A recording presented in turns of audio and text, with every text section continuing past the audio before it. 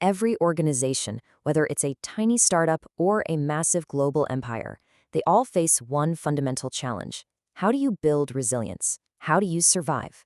Well, today we're going to crack open an ancient blueprint for creating a team that is, for all intents and purposes, immortal. So how do you build a team that's totally immune to turnover? One that doesn't even flinch when a key person leaves? Now, this isn't just about good leadership or a great company culture. No, this is an engineering problem. It's about designing a system. And to find the solution, we've got to go way back. I'm talking 2,500 years, to the Achaemenid Persian Empire. They absolutely mastered this idea of institutional continuity. And this is where we meet the Immortals. Now that name, it wasn't about them being actual gods, not at all. It was a perfect description of how their team was built. The Greek historian Herodotus tells us their so-called immortality came from a brilliant and, let's be honest, a pretty ruthless system designed for one thing: absolute continuity. All right, so let's break this down. Let's look at the core mechanism, this continuity engine that made them so legendary. So that number, 10,000, it was everything. This wasn't some rough estimate, around 10,000. No, it was an operational absolute. Everyone, friend or foe, knew that the Immortals were always 10,000 strong. And that's what made it so powerful.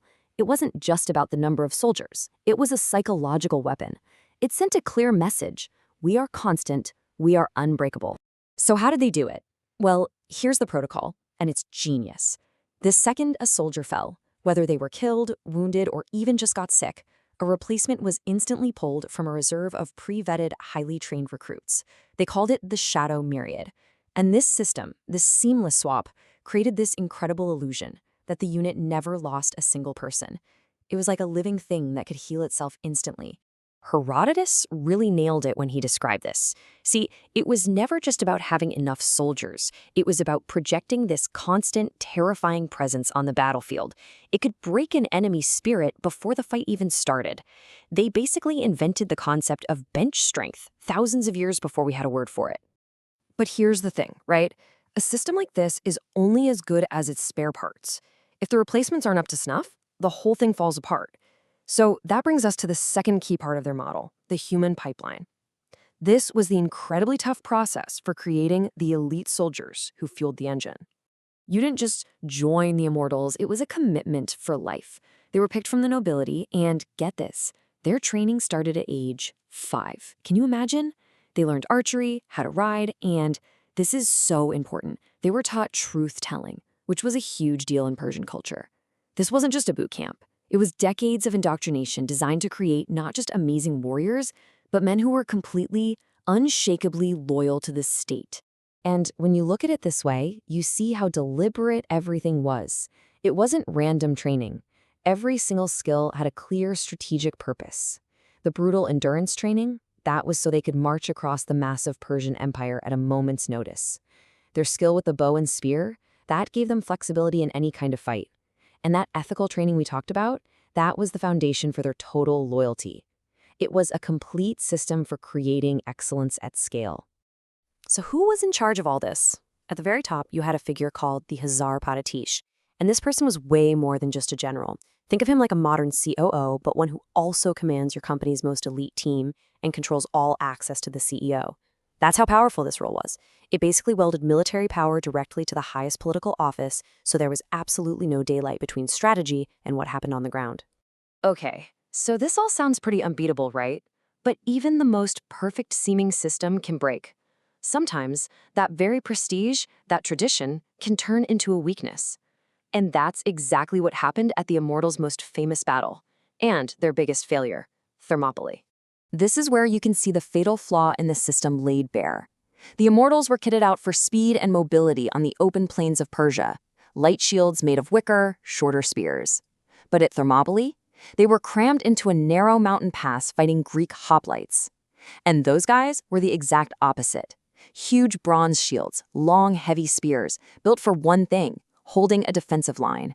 The Immortals' gear was completely, disastrously wrong for that fight. And that's the key takeaway right there. The very system that made them so dominant everywhere else was the reason they failed here. They were so perfectly optimized for one kind of war that when the battlefield changed, they couldn't adapt.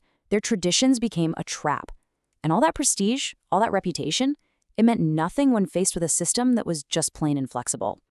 So what does this all mean for us today? Let's bring it back to that first question we asked and see if we can turn these ancient lessons into a real, practical blueprint for building resilience in any organization.